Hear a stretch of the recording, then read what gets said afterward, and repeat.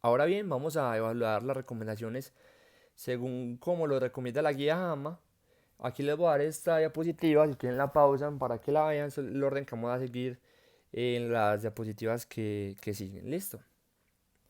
Entonces, la recomendación es clara y realizable. Aquí tenemos un ejemplo de una recomendación que posiblemente está mal realizada. Para los pacientes postinfarto agudo de miocardio, los médicos deberían establecer un buen plan de actividad física con un grupo multidisciplinario. Entonces, cuando el grupo desarrollador de la guía nos dice un buen plan de actividad física, ¿a qué se estará refiriendo? Para ellos, ¿qué es un buen plan de actividad física? Y por otra parte, tenemos un grupo multidisciplinario. No dejan claro qué clase de especialista debe tener este grupo.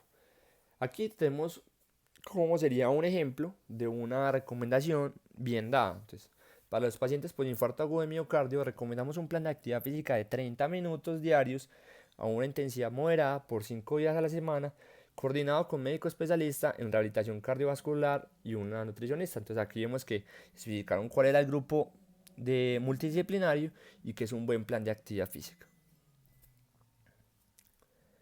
Es la alternativa clara. Cuando nos refieren a esto es si esa recomendación que nos dieron es la primera línea de tratamiento, o es un tratamiento coadyuvante, o esto sí, si no funcionó esto o no funcionó lo otro, te recomendamos tal cosa. No puede quedar ambigüedad. Entonces, aquí hay un ejemplo de una recomendación. Recomendamos el uso de antagonistas del receptor mineralocorticoide en pacientes con falla cardíaca compensada con fracción de eyección reducida. Entonces, aquí no nos dicen si el receptor, el antagonista del receptor mineralocorticoide es la primera línea en falla cardíaca compensada o en la segunda línea o es coadyuvante. Entonces, deberían ser más específicos en el tipo de recomendación. Entonces, aquí vamos a mostrar un ejemplo de cómo sería bien dada. Recomendamos en pacientes con falla cardíaca compensada con fracción de eyección conservada el uso de antagonistas del receptor mineralocorticoide. Si continúan sintomáticos luego de llevar el beta antagonista y el IECA a dosis meta. Se consideraron explícitamente todos los desenlaces importantes y relevantes para los pacientes. No todo lo que es relevante para el médico, como desenlaces subrogados, es importante para el paciente. Entonces, los desenlaces que van a tener impacto, las recomendaciones deberían ser resultados que tienen importancia clínica para el paciente, que es lo de las 5 es que hablan en Fletcher, donde sopensen riesgos y beneficios y donde los desenlaces que se prefieran no sean desenlaces subrogados. Las recomendaciones fueron basadas en la evidencia actualmente disponible. Esto va muy de la mano de lo que ya hablamos. Que el contenido actualizado, que sean sistemáticos, que sean estudios de calidad con rigurosidad metodológica y disminución de sesgos, donde se evalúen los pros y los contras para poder hacer una adecuada recomendación. Los valores y preferencias fueron apropiadamente especificados para cada desenlace. Aquí les vamos a poner un ejemplo del cáncer de próstata. Entonces digamos que una guía recomienda hacer un tamizaje de cáncer de próstata a una población entre los 18 y 34 años por medio de un tacto rectal. Vemos que esta población es una población que tiene muy bajo riesgo para cáncer de próstata y que se le va a realizar un tamizaje o una prueba que es incómoda y que posiblemente nos va a llevar a un seguimiento de personas que al final van a ser unos falsos positivos. Los autores indicaron la fuerza de sus recomendaciones. Como se dijo anteriormente, las recomendaciones tienen que corresponder a un nivel de evidencia. Esta tabla la saqué de la Sociedad Americana del Corazón. El nivel A es información o recomendaciones que se sacan de múltiples ensayos clínicos aleatorizados o metaanálisis. La B son, es información que se saca de un solo ensayo clínico aleatorizado o estudios no aleatorizados. El nivel C son en su mayoría, consensos de expertos o casos de estudios o diferentes estudios observacionales. Vemos que también en esta clasificación de la Sociedad Americana del Corazón, las recomendaciones tienen clase 1, clase 2A, clase 2B, clase 3. Clase 1 es que el beneficio supera en creces el riesgo, entonces debería ser realizada en la mayoría de los escenarios. La clase 2A, el beneficio supera el riesgo, por lo que es razonable de que se realice. El clase 2B, el beneficio supera el riesgo o lo iguala, entonces se debería considerar esta recomendación. La clase 3 es que no hay un beneficio claro, pero sí existe un daño, por lo que debería no hacerse. Ahora vamos a ver el sistema GRADE, donde clasifica los niveles de calidad en 4: en alto, moderado, bajo y muy bajo. El alto es que existe una alta confianza entre el efecto estimado y el efecto real. El moderado es que existe una moderada confianza en el estimado del efecto, donde hay una posibilidad de que el efecto real esté alejado del efecto estimado. En bajo tenemos que hay una confianza limitada sobre la estimación del efecto y el efecto real puede estar lejos del estimado.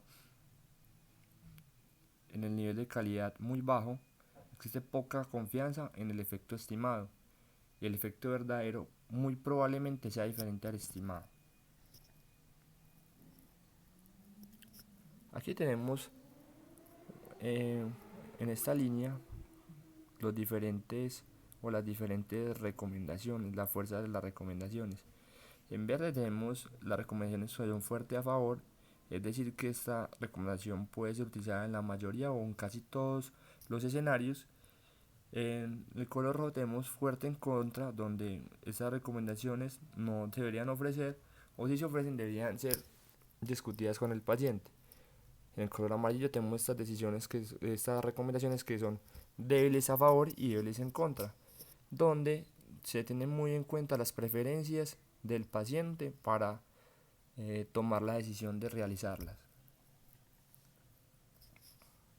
Los conflictos de interés fueron minimizados. Como les comenté en el AGRI, tenemos que evaluar si los conflictos de interés fueron explícitamente realizados para saber si las personas que están desarrollando la guía están apuntando todas hacia el mismo lado, y para esto, para también disminuir el riesgo de sesgos.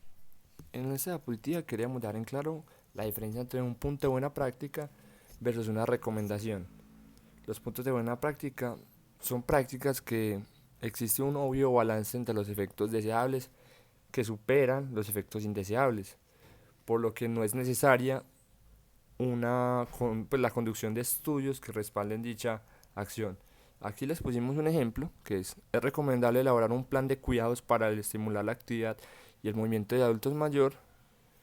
Entonces vemos que es tan obvio el efecto deseable o el beneficio que tiene esto que no se necesitan hacer estudios para probar su eficacia. Vamos a hablar sobre los 5 escenarios que propone la guía JAMA, donde debemos hacer recomendaciones fuertes a favor o fuertes en contra, sin importar el nivel de evidencia que se tenga sobre la recomendación.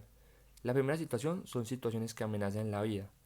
Se va a dar un valor preponderante al posible beneficio que tenga el desenlace o la recomendación, porque el valor supremo aquí es el beneficio a favor de la vida, entonces se hacen recomendaciones fuertes a favor.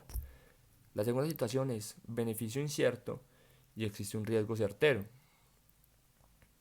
Aquí, como hay un riesgo certero, se le da un valor supremo o se le da un valor protagónico al posible riesgo que se tenga, y sin importar si el beneficio es bueno o malo, se tiene un valor importante es al riesgo que ya se conoce, entonces se deben hacer recomendaciones fuertes en contra. El tercer escenario es equivalencia potencial y una opción es claramente menos riesgosa o costosa. Cuando hay recomendaciones que tienen un riesgo igual, pero una es que tiene menos riesgo y es menos costosa que la otra, se debe hacer una recomendación fuerte a favor de esta. El escenario 4 es todo lo contrario, donde hay una alta evidencia en beneficios similares y una opción es potencialmente más arriesgada o costosa. Entonces, donde hay una alternativa que es más costosa o riesgosa, esa recomendación debe ser fuerte en contra, diferente de lo que hablamos en el escenario 3. Y el 5 es donde se contiene un riesgo alto y un beneficio incierto, donde debemos tener como valor preponderante o protagónico es el daño potencial que se tiene, entonces se deben hacer recomendaciones fuertes en contra. Para acabar aquí la clase, esta es la última diapositiva, vamos a hablar sobre el acercamiento a la toma de decisiones. Entonces, para uno tomar una adecuada decisión clínica, debe tener en cuenta tres cosas. La evidencia, tener la mejor evidencia disponible, saber interpretar la evidencia. Dos, tener las preferencias del paciente, que se debe hablar directamente con él. Y tres, informar adecuadamente al paciente para que él también tome sus decisiones, teniendo en cuenta los posibles riesgos y beneficios de las intervenciones que se le van a realizar. Bueno, muchachos, aquí por el día de hoy, cualquier pregunta o inquietud nos pueden hablar al grupo de tutores y estaremos dispuestos a ayudarles.